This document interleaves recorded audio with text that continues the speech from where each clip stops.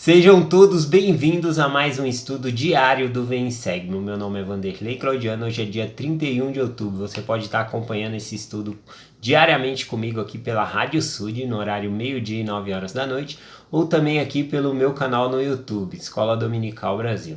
Bom, ontem eu compartilhei sobre uma enquete, eu fiz uma pergunta, né? Xingar é vingança? Xingar, né? E aí teve várias respostas aqui, eu escolhi uma das respostas aqui para compartilhar com vocês, continuando a enquete de ontem, né? A irmã Áurea, ela disse o seguinte: se pesquisarmos a palavra vingança, já diz que é qualquer coisa que cause dor ou sofrimento. Se a gente xingar uma pessoa, podemos feri-la, né? Embora seja muitas vezes um desabafo para a gente. Mas como diz o ditado, as palavras têm poder. Bom, então é verdade que às vezes o xingamento acaba sendo ali uma válvula de escape, que a pessoa perdeu o controle, né? Então ela xinga ali, mas acaba também você querendo ferir, quando você tá xingando ali, você tá ferindo, né? Então nós não devemos xingar, não, e nem muito menos falar também palavrões ou palavras de baixo calão, tá bom? Olha o que diz aqui no livro de Provérbios 17, 28. Até o tolo, quando se cala, é reputado por sábio, e o que fecha os seus lábios é tido como alguém que tem discernimento.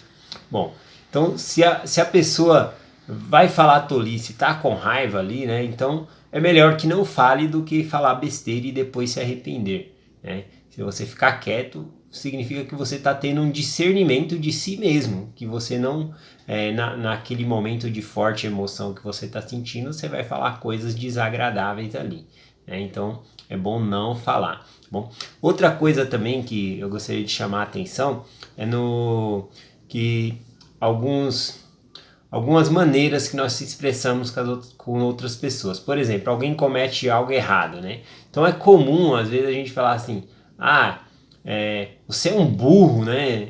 Mas quando nós falamos você é um burro, você está definindo a pessoa em si como um burro, né? Ou falar você é um tolo, né? Porque a pessoa foi enganada só porque outra pessoa passou ela para trás ou coisa assim. Nós devemos mudar esse tipo de expressão. Por exemplo, né? A pessoa cometeu um erro, seria melhor dizer, né? Na verdade nós devemos ajudar a pessoa, mas seria melhor dizer, né, que ela cometeu uma burrice do que dizer que ela é um burro, porque dessa maneira você está recriminando o comportamento e não a pessoa, não está definindo a pessoa. De igual modo, quando falamos do tolo, né, você está definindo a pessoa como um tolo. Na verdade, né, você deveria estar falando do comportamento. Você cometeu uma tolice, né? Então, tem diferença, não sei se fez sentido isso que eu estou falando para vocês. Tá? Mas vamos para o estudo de hoje aqui do livro de Mormon.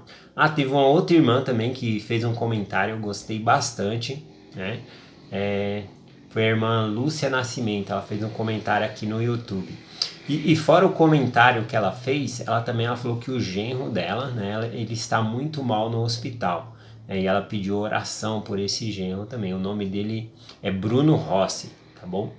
Então vamos orar aí pelo genro da irmã Lúcia Nascimento.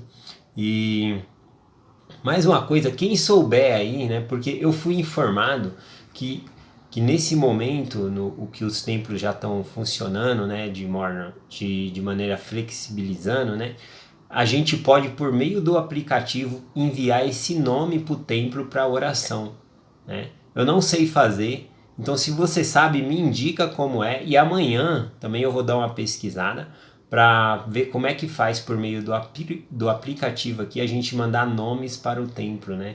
Que é no caso aqui do genro, né, da irmã Lúcia Nascimento, né, o Bruno Rossi. Nós podemos enviar o nome dele para o templo, além de nós orarmos, também enviar o templo para orar. Bom, então se você sabe como fazer, envia para mim, né, como é que faz, para mim poder explicar aqui amanhã. E amanhã também eu vou fazer uma pesquisa para ver como que é feito, para explicar. Bom, vamos dar continuidade aqui no nosso estudo. Mormon capítulo 3, versículo 12, falando sobre oração. Olha o que Mormon ele diz aqui. Eis que eu os conduzirá apesar de suas iniquidades, e os conduzira várias vezes à batalha. E amava-os segundo o amor de Deus que estava em mim, com todo o meu coração. O dia inteiro elevava a minha alma a Deus em oração por eles. Não obstante, era sem fé, por causa da dureza do coração deles. Então podemos observar aqui que nesse versículo, né, Mormon, ele antes tinha falado que não ia mais conduzir eles em batalha, mas ele amava tanto aquele povo que ele queria estar envolvido, ajudar de alguma maneira. Então ele aceita, ele volta ali para o comando, né, do exército, ele está envolvido ali, ele ama aquele povo ali, apesar das suas iniquidades, né, ele consegue separar e ama aquele povo. E ele conta que ele orava ao povo ali, elevava a sua alma a Deus o dia inteiro pelo aquele povo.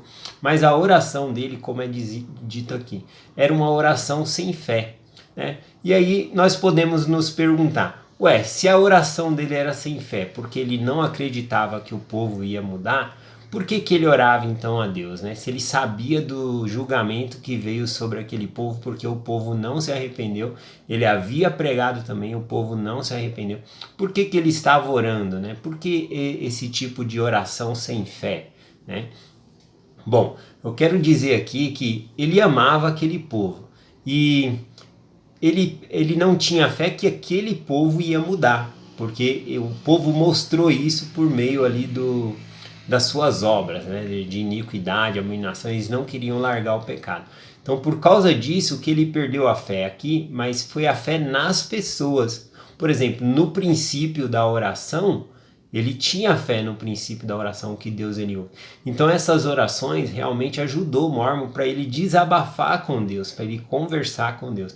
Então nós nunca devemos perder a nossa fé na oração. Bom, embora nós possamos ver pessoas cometendo erro, que não se arrepende, né? Às vezes a gente fica sem fé que aquela pessoa venha para o evangelho, ou mude a vida dela, ou se regenere, né? Porém, a nossa fé na oração deve ser contínua. A gente tem que fazer como o Mormon, querer elevar a nossa voz ao Senhor, conversar sempre com Ele. Tá bom? Então, embora a oração dele é mencionada aqui, que era uma oração sem fé, mas a fé que ele está falando aqui era no sentido de que o povo iria mudar, né? Mas ele tinha fé e por isso que ele orava ao Senhor. No capítulo 2, no versículo 19, olha o que ele diz aqui. Ai de mim por causa de suas iniquidades, porque meu coração se tem enchido de tristeza em virtude de suas iniquidades, todos os meus dias. Não obstante, sei que serei elevado no último dia. Bom, nós podemos ver aqui que ele estava triste por causa do povo, mas ele falou aqui, mas eu sei que eu vou ser elevado no último dia, ou seja, ele sabia que ele ia ter a salvação.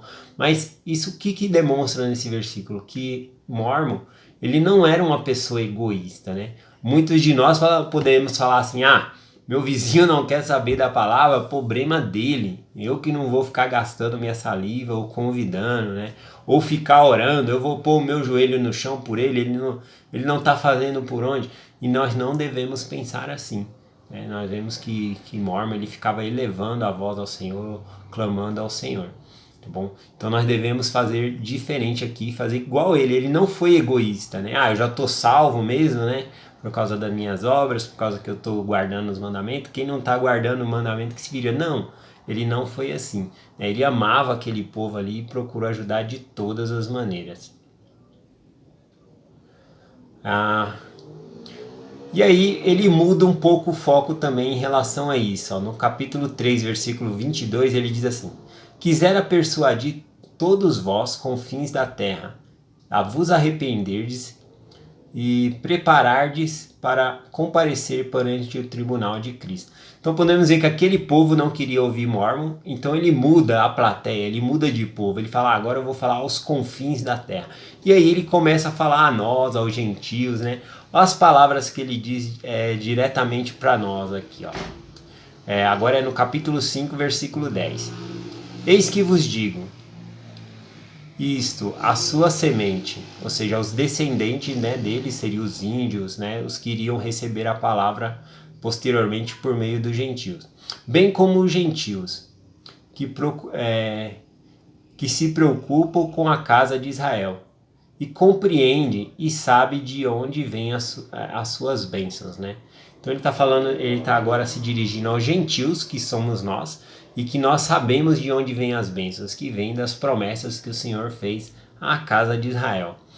E para terminar aqui, no capítulo 5, ainda o versículo 22, ele diz assim, diretamente a nós, né? Ele diz assim: então, ó gentio, como podeis permanecer perante o poder de Deus, a não ser que vos arrependais de vós e vos desviais dos vossos caminhos iníquos? Não sabeis que estáis na mão de Deus?